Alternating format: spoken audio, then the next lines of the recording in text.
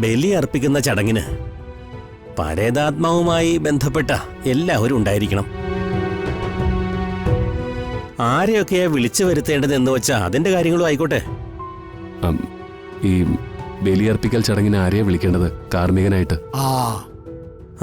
അതിപ്പോ മംഗലത്ത് ശിവശങ്കരൻ നമ്പൂതിരിയുണ്ട്. അയാളാകുമ്പോ കാര്യങ്ങളൊക്കെ വെടിപ്പായിട്ട് ചെയ്യും. പക്ഷേ ഒഴിവുണ്ടാകുമെന്നറിയില്ല.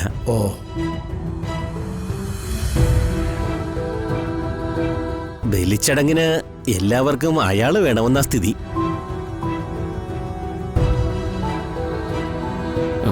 അത് ഞാൻ സംസാരിച്ചോളാം.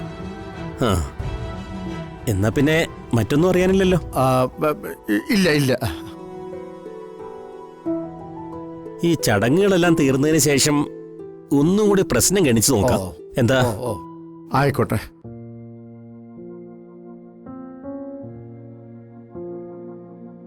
ദക്ഷിണ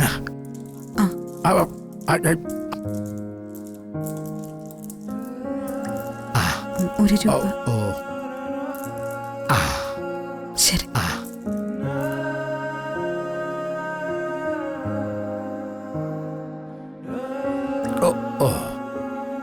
കൊടുക്ക.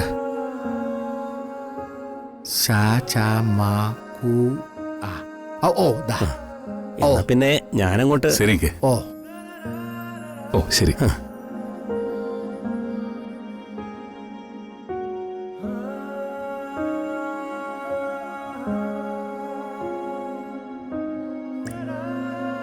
അമ്മേ, ചെറിയച്ഛനെ വിവരം അറിയിക്കണം. അവരോട് വന്ന് പങ്കെടുക്കാനും പറയണം. അതിനെന്താ മോളെ, നമുക്ക് വിളിക്കാം. ജ്യോതിയും മനുവിനെയൊക്കെ വിളിക്കണ്ടേ? അവരെയും വിളിച്ചു പറയാം. എങ്കിൽ പിന്നെ ഞാൻ ഇപ്പൊ തന്നെ പോയി കർമ്മിയെ കാണാം. അദ്ദേഹത്തിന് ഒഴിവുണ്ടെങ്കിൽ ചടങ്ങ് നമുക്ക് നാളെ തന്നെ നടത്താം. ശരവണ, നമുക്കൊന്ന് പോയിട്ട് വന്നാലോ? சரி சார், நான் ஒரு சஞ்சி ஏதாவது எடுத்துட்டு வரேன். கர்மன் நாளைக்குன்னு சொன்னா சாதனங்கள் ஏதாவது வாங்கணுமே. தா வரேன்.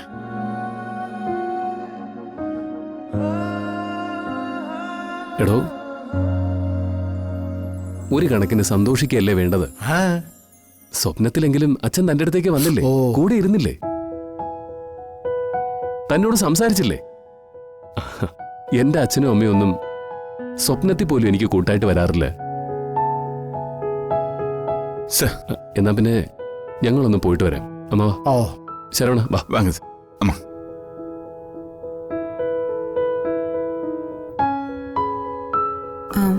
രാമകൃഷ്ണേട്ടാ, കാര്യങ്ങളൊക്കെ ഒന്ന് നോക്കിക്കോണം കേട്ടോ. അത് പിന്നെ സുജാത പ്രത്യേകിച്ച് പറയേണ്ട കാര്യമുണ്ടോ? നമ്മുടെ കുടുംബകാര്യമല്ലേ. എല്ലാം ശരിയാവും. ഞാൻ പോയിട്ട് വരാം.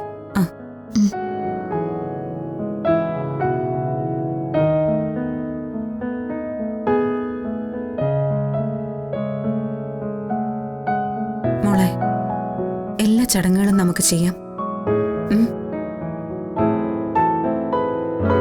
അച്ഛന് വേണ്ടിയല്ലാതെ വേറെ ആർക്ക് വേണ്ടിയാ നമുക്കിതൊക്കെ ചെയ്യാനുള്ളത്?